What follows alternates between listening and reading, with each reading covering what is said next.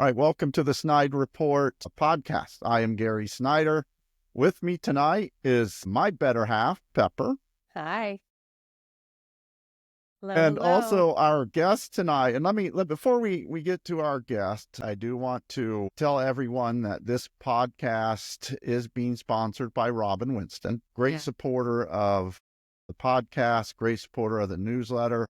If you do get the newsletter, thank you. If you don't have the newsletter every morning in your inbox, just send us a message. We'll get you signed up. And right now, if you want the VIP SnydeReport, which gets you the SnydeReport on the weekends, it's $50 for a year. We've actually extended that for 2 years. Plus, you get to give someone a gift of a VIP SnydeReport. So just want to let everyone know that that's out there. Our guest tonight, she is running for the state Democrat Party state chair. You probably recognize her probably on several instances, but the latest being candidate for governor on the Indiana Democratic ticket. Jennifer McCormick, welcome. Thank you for having me. It's my pleasure. It's great to have you. I'm going to turn it over to Pepper, and she's got the first question for you. Hi, Jennifer. Thank you Hi, for Pepper. joining us. The main things I want to talk about first, issues. And I want to say, just for state chair, you're running for state chair. What issues do you think Indiana Democrats should prioritize to appeal to a broad range of voters? Indiana's kind of people like to say it's a red state, but I think it's more of a purple state. And so how do you pull in those voters that typically don't vote for Democrats, but also currently can't stand the state of the Republican Party? Yeah, I appreciate the question. And I think there are a lot of people out there like that. I think some of them are quiet and some of them are more vocal. They've either switched parties from the Republican Party or Libertarian into Democrat, or they're just like, hey, I just want to be an independent, but I don't like what's going on with the Republican Party. So it's been very interesting what I'm hearing. Everywhere I go across the 92 counties, and I've traveled it when I was in office as state superintendent, and then again when I ran for governor, I hear a lot about the communities and taking care of communities regardless of where they are. And that means they want good paying jobs. They want a good education. They want access to affordable health care. I mean, that is the commonality, that people are worried about their kids and their grandkids and their jobs and their retirement. There's a lot of other issues out there that we're always discussing, and we hit those hard during the campaign. But really, I think it boils down to, we got to focus on getting our wages up in Indiana. We've got to get access to health care, and we have got to start emphasizing education. When I say that, I also mean pre-K. It's not just a K-12 show up and hope for the best. Jennifer, I ran into this issue when I ran for Congress a few years ago, and I'm sure you ran into it running for governor last year. I did not always used to be a Republican, and there was a certain segment of the Democrat Party here in the 3rd District that they would vote for an independent before they would vote for a turncoat, if you will. So you're not running for governor anymore. You're not appealing to the voting public. You're trying to appeal to a certain not demographic, but a certain, the Central Committee, the people, the handful of people, it's more than a handful, but you get the gist, are going to pick the next state chair. How do you go and talk to the Central Committee, and how do you talk to activists out there that influence the Central Committee to vote for Jennifer McCormick to be our next state chair?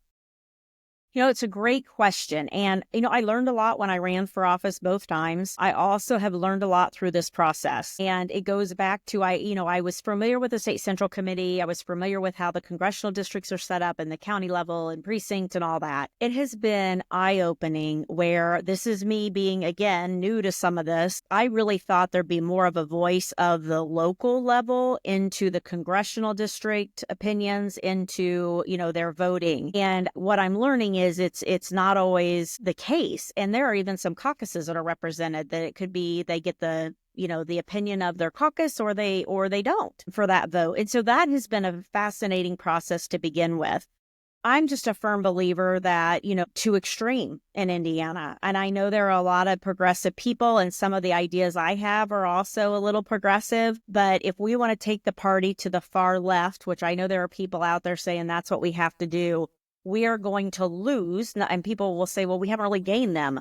But I think we're chipping away at some of those folks who understand if we stay focused on those issues at hand, that we can find some commonalities. I mean, that in order to win, we have to win first before we can govern. And so it's about appealing to a lot of people, but getting that down to a commonality. Following up on that, one of the things that I've talked to Gary about before, and I kind of ran into that issue when I ran for Congress back in 2016.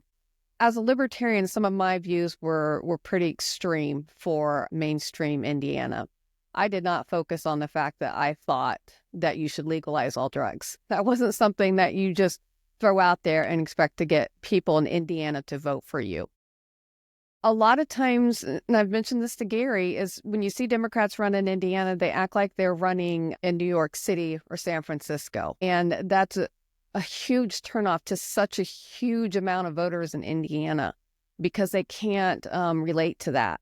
How do you get Democrat candidates to focus on those kitchen table issues that affect people so much? Like currently the price of eggs, I guess, is a big thing. The price of anything, really. Prices are increasing on anything. We're going to see an increase in beef prices pretty soon, gas prices. How do you rein in Democrats to stop focusing on those left-wing activist issues, which are important issues, but at the same time, people are trying to survive right now. So how do you get those candidates to focus? Well, I think it's not easy. I mean, obviously, the Democratic Party across the board, national, state, local, we've got a lot of work to do. But what we have to do is have a lot of conversations with a broader base of people to find those commonalities like I talked about. I mean, I've yet to find someone who isn't fiscally responsible. I've yet to find someone who doesn't want to make sure they can afford housing, regardless, whatever that looks like, or healthcare. I mean, there's just some very common sense type of things we need to talk about. And I don't want to place blame anywhere, but I will tell you, being a first-time candidate on the Democratic Party, you have a lot of people who come in and say, these are the national people that you need to work with. And you try to sift through that. And they want to take you one way. And then you have other things. But then when you're on the boots on the ground, there were several candidates going, we're not hearing that. That's not what we're hearing. But they're like, but this is what the polling data is telling us. You got to trust us. And so you're in a quandary as a candidate as far as, where do you go with all of that information? And it is hard. That's where having a strong state party helps, when they can help us through some of that and look at different lenses besides, like you said, New York City or California, or, we were, getting pulled all different directions. The other piece of it is obviously my background, for most people that know, was education. And I had a lot of people pulling at me that like, you can't be the education candidate. And I'm like, why? I can't hide it. I've been known as that. It's over half of the state budget. We're $9 billion. Who would say they don't want their kid or their grandkid educated, regardless of what that looks like? And so there was a big tug to pull away from that. And so, lessons learned on so many different levels, but there's got to be a broader base of a conversation with more like what I would call pretty savvy people in the campaign space. And I would say our bench is not where it needs to be with that. When you look, and Pepper mentioned the national level, but when you look in Indiana, you have Marion County, you have West Lafayette, you have South Bend and Bloomington, a few pockets elsewhere in the state. And that seems to be where the concentration of, at least at the state house, most of our elected officials come from.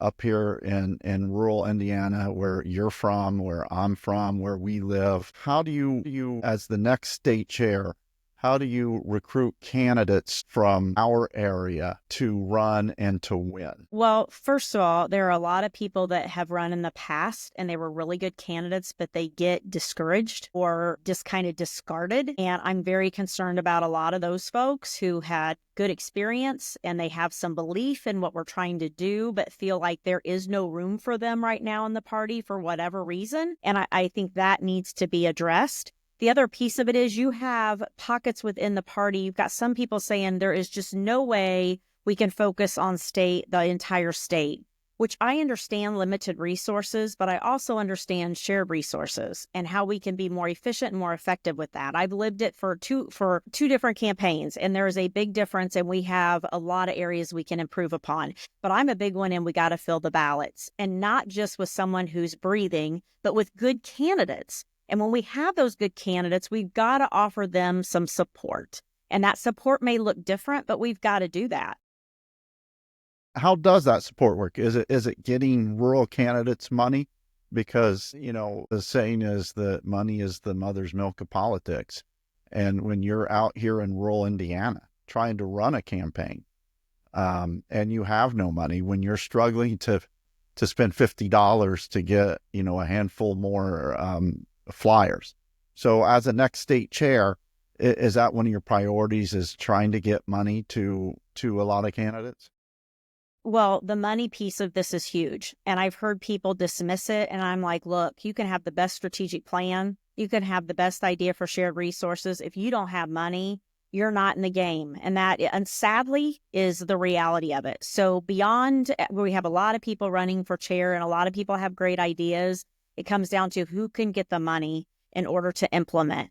But it's also about more of a collective effort. So an example is we all had our own social media, but very rarely were we collective with it. And there are some candidates that just didn't have any money that were like, look, can you do a town hall with me and get the press there? And, we tried to do that as much as we possibly could because they didn't have the bandwidth to get out and do what they needed to do and pull the press, but we did.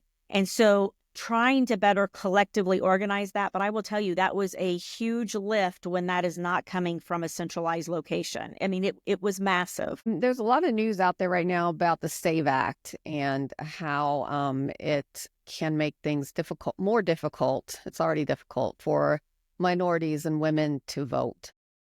How do you plan to address voter suppression and election integrity in the state of Indiana? It's becoming a big issue. You could speak on the SAVE Act a little bit if you want, but there's kind of some conflicting information about that, about whether or not women who have been married and have had their name changed will be able to vote with just their driver's license like normal in Indiana. How do we counteract that?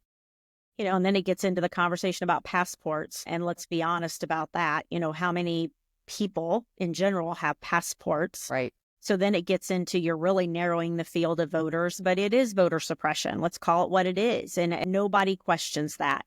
In Indiana, we've been at voter suppression now for a while, and we're already at the bottom of the barrel for voter turnout and voter registration.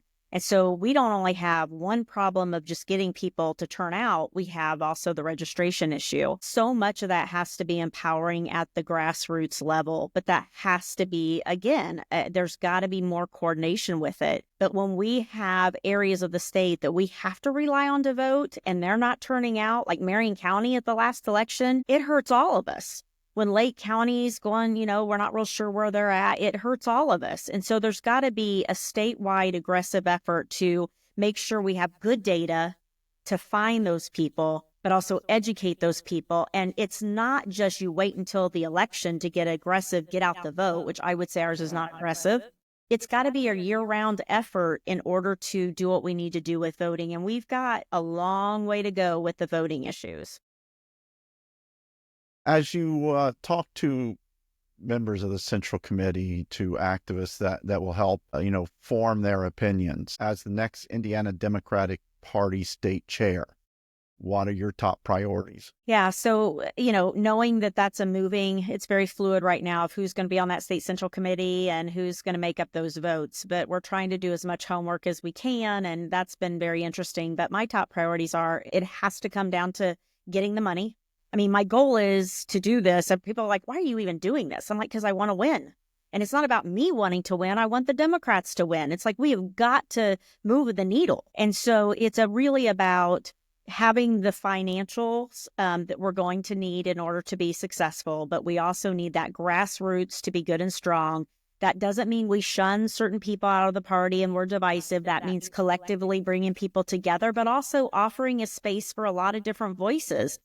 I have talked to a lot of really red counties. I lived in Henry County. I'm now in Miami County. I lived in Fountain County. And when I have conversations with them, they can't figure out where they fit and how to fit. And we are not going to survive that way. And this is not a new thing, and it's not going to go away quickly. So that grassroots has got to be developed in so many ways. But that money and the shared resources have got to be a priority. But we can't have division. We have a lot of division right now in the party, and we will not survive with the division. And coming back to a question I asked earlier about those blue state issues that a lot of Democrats tend to focus on in a red state when they're running for any kind of office. How do you handle those controversial issues like abortion, gun rights, economic policies that a lot of times libertarians too get called socialists about? How do you unite Democrats behind some of those policies while also speaking to those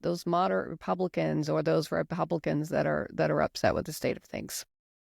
Yeah, well, there's a lot of, I know everything can't be based on data because sometimes it's imperfect, but there is a lot of information out there on where that space lies where people can agree. So, to start a conversation about guns in Indiana, how that's going to go. They always jump to, are you going to take our guns? You're going to take our guns. I said, I'm not going to take your guns. I have guns. I grew up with guns. I grew up on a farm. My parent, we have hunters in our family. I'm not taking guns. But let's talk about gun safety. Let's talk about safe storage. Let's talk about access. And a lot of people can have no problem getting behind that. We talk about, toddlers having access to guns and how are we smarter about that? And so finding those common sense gun-related gun violence prevention measures, I do believe there's an appetite for that. And I had no pushback from a lot of Republicans and libertarians who, when we talked about, there are just some common sense things we can move here. They're like, that makes sense. Right. So again, it goes back to, we're seeing it in the country. Everybody's so divided, but there are some commonalities. We're just not talking about them. Right. The abortion piece, everybody wants to talk about the unwanted pregnancies. And I always tried to also say this is about wanted pregnancies. I have friends and family members who wanted that baby desperately and couldn't things happened, and it did not go well. And medically, they had to either, get a DNC, which is an abortion, or they had to, their own health was at risk. And so that absolutely. So when you talk about issues like that, it lands a little different. I remember we had an event in Northwest Indiana, and a group of patriots who were pretty extreme right came in their camo, and they wanted to let me know they were there, and they were very cadenced. And I was like, okay, well, they wanted to talk about sex ed in schools. And I said, well, let me give you an example. I was a principal, and fifth grader comes to me and started her period. Now her mom's incarcerated. Her dad is clueless, and she's got brothers at home. So she came and said, I need help. And so we sent her to the nurse. We got her the hygiene products that she needed. We called dad and talked him through that. He's like, what am I going to do with this? And we're like, this is how you're going to do this. We talked to her about hygiene. There's a lot of sex ed in that, but to them, that was okay.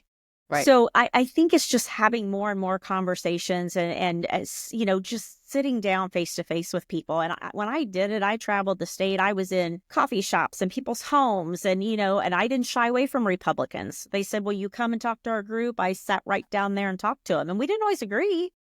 But I think that's how we make those important first steps. I asked you just a few minutes ago, it comes down to how many of the Central Committee you can get. They're going to choose the next state chair. You hate to say the smoky back rooms, because it's not really, and you can't smoke in Indiana buildings anymore.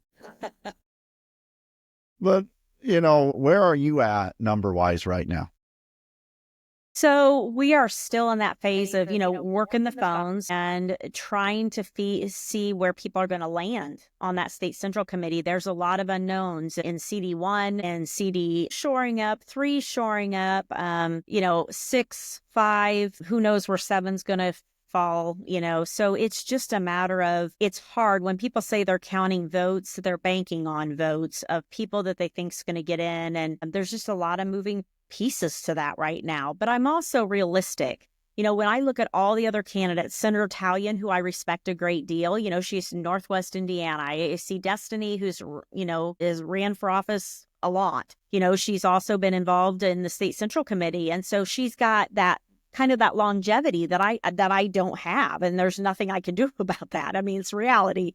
But I also know, too, Derek Camp. I mean, he's been in Allen County and has been very active. And before that, he's just been in the party for a longer amount of time. And I know that's an advantage. I mean, it's an advantage on so many different levels. And so, I'm doing, what we can possibly do. We're getting our message out. We're trying to find, that space in which we're inclusive, and we're talking about we got to develop capacity. Everybody, when I hear their messaging, is almost at the same spot about what the party needs to do. I do think Destiny and I have an advantage in that we've been on the trail I was on for almost 2 years. She was on for, some interruptions there. But being statewide helps because you have a better pulse on what people are saying and what they need. Right. I'm realistic. And I always tell people too, I also am a firm believer that if my talents aren't wanted and needed there, then I will use them to help in other ways. I'm not going to go away. I just think things are too important, and I'm alarmed and disgusted by what's happening at the national level. And so we've got a lot of work to do. We'll take a few minutes. I think I'm finished. I think Pepper says she's finished. I like to think of myself as a pretty good interviewer, but sometimes there are issues or topics maybe I overlook. So is there anything that you wanted to cover that maybe we did not ask you? The only other thing that I didn't discuss, not at your fault of questioning, but is just that leadership development and building that bench, whether it's for campaign assistance, or it's candidates or people who are just interested in politics. I think a lot of them have left the state from what I've heard, and we have got to do a better job of that leadership development, which too, I think falls on the chair in so many ways. That's another important piece of this. And I know the entire nation, as far as a party, is staring at that. So, like I said, I'm not going away. I will be I am committed to being a part of the solution. So we'll see where this goes. We have about 100,000 newsletter subscribers. God only knows how many people are going to watch this.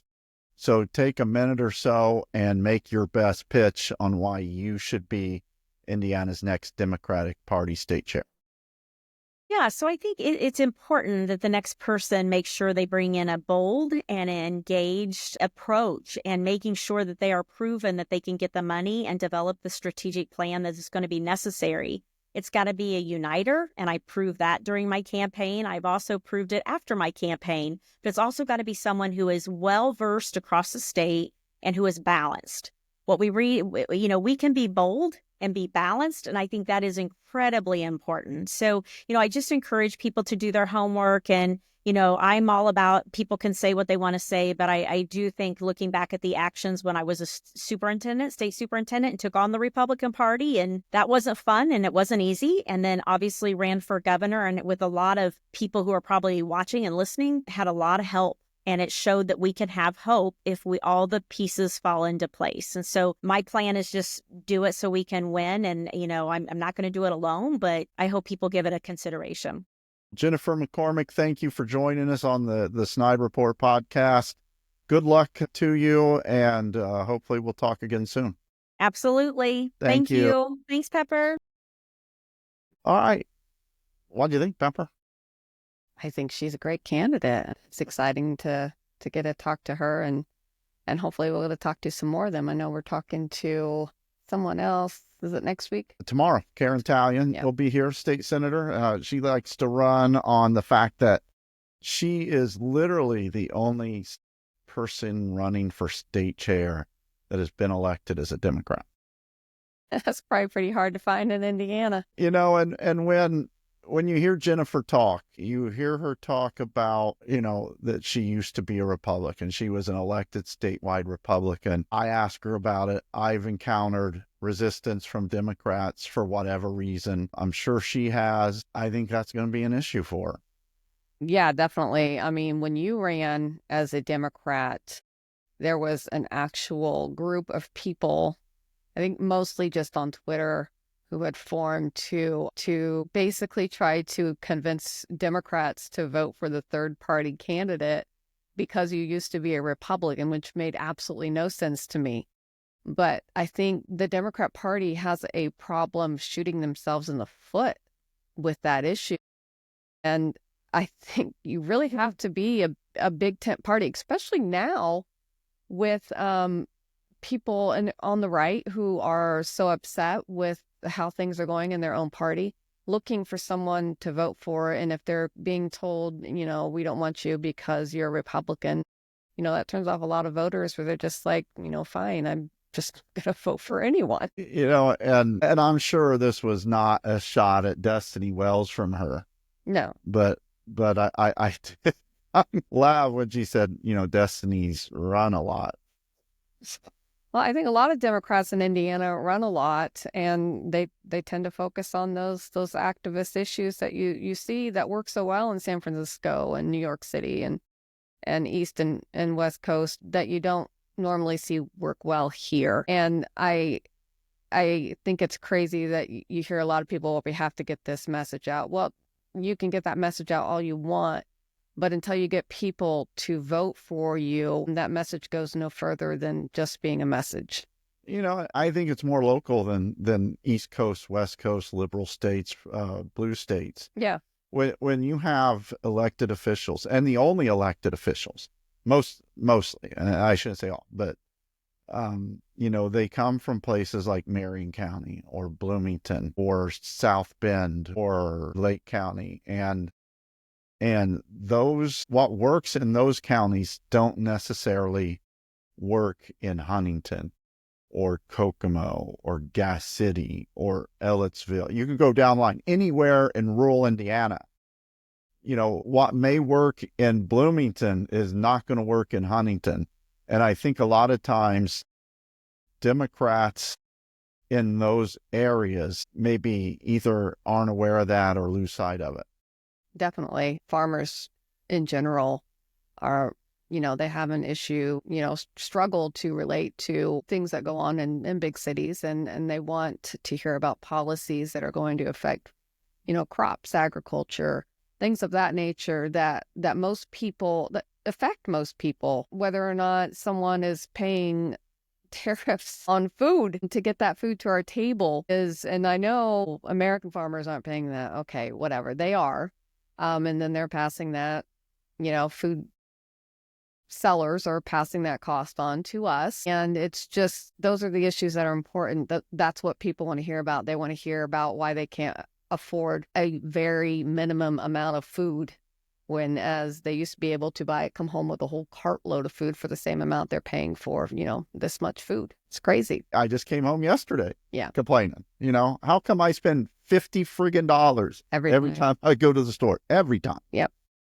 When you look at the candidates, obviously Jennifer, probably one of the more higher profile. You have Destiny Wells. Destiny is great on social media, but I don't know if that necessarily carries over to actually running the party. I think it's important. I think a lot of times Democrats don't have much of a social media presence, and I think that hurts them because so much of people live on social media now. Everyone's on Facebook, Twitter, TikTok, all of it. I think it's important to be constantly posting things about your candidacy on those platforms to get that message out. There's a difference though between being a social media warrior and strategically planning to run a state party. I think the Republican Party has proved that that's incorrect. We have Karen Talion on tomorrow, great Democrat from Northwest Indiana. She's been a very big advocate for the legalization of marijuana when she was at the State House. A lot of leadership. She's actually the only Democrat running that has been elected as a Democrat. So I don't know how familiar you. A little bit, and I'm looking forward to talking to her, especially about that legalization of marijuana at the state and federal level. We need to get that done. But yeah, it's nice to hear a candidate for state chair talking about that, especially for the Democrat Party. And then I think the final candidate, at least right now, is Derek Camp. I've dealt with Derek Camp as a candidate. Derek is a very organized, he's very good at doing the mechanics, the get out the vote, that part of the party and the party apparatus. But does he have what it takes to lead a statewide Democrat Party? That remains to be seen. I don't know a whole lot about him. I think I've met him a handful of times, but yeah, I'd be interested in talking to him as well. Anything else before we let people go here? I want to talk a little bit about the SAVE Act. You did bring it up with Jennifer, so go ahead. It's incredibly frustrating to see it not really be talked about. It fundamentally changes how women and minorities are able to vote. It's basically, if you get married and you change your name, like a majority of women do in America, judging from how it's written, you're going to have to prove why your name changed from your maiden name to your married name before you can vote. And if you do not do that before the cutoff time to do that, you do not vote. If you show up with your regular ID, you're not going to vote because that's not the name on your birth certificate. And one of the things about the Real ID that's so frustrating, which you're dealing with right now. I am dealing with it because when it first came out, I went to get it. And they told me, no, you have to prove why your name changed from Hewlett to Snyder, which is absolutely ridiculous to me because I had already had a driver's license from when my name changed from Hewlett to Snyder. So I had already proven that to the BMV back in 1995. So why do I need to prove it again? And so now I have to get my marriage license, which we have no idea. Which that's kind of scary. Should definitely pay attention to.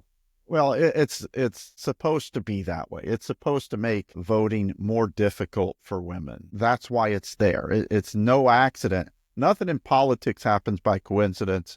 And making it harder for women and minorities and people that they don't want to vote, it's meant to be that way. Well, I think somebody that Donald Trump endorsed in 2022 midterms. Gosh, what was his name? John Gibbs. I'm going to read a quote from him, and this is basically pretty much the state of the Republican Party for the last forever. Suffrage has caused this to occur on a larger scale than any other cause in history. We conclude that the United States has suffered as a result of women's suffrage. And that is your Republican Party. Your Republican president endorsed him. And it's not just, I mean, the Republican Party that we used to know, that I was a part of, is gone. And I tell people all the time, I didn't leave the Republican Party. It left me. It went from conservative fiscal issues to batshit crazy. And it happened over, 10, 15 years. Yeah. Right now, it's almost embarrassing. I mean, Canada is booing the national anthem at a hockey game. Yeah, and it's absolutely ridiculous that I'm celebrating Canadian hockey teams right now. I hate Trump because he's making me root for the Canadians in the hockey game tomorrow. That's exactly correct. And I have a friend in Canada. She's probably thrilled that I'm rooting for the Canadians right now. But yeah, that's where we are. But I do want to say, I would suggest watch a documentary called Bad Faith, and you will understand exactly why the Republican Party is the way that it is right now. And it's streaming on Netflix. And we'll put a link in our or in the right. We'll put a link below when you're watching this on YouTube. Anything else before we let people go? No, I don't think so. Well, I have a lot, but we don't have time. Next time. All right. I want to thank Jennifer McCormick for being our guest. Learned a lot about her and what she plans to do if she's elected as the Indiana Democratic State Party chair. Want to thank the lovely Mrs. Snyder for hopping on and doing this podcast with me. You're welcome. You're listening to the Snide Report with Gary Snyder and Pepper Snyder.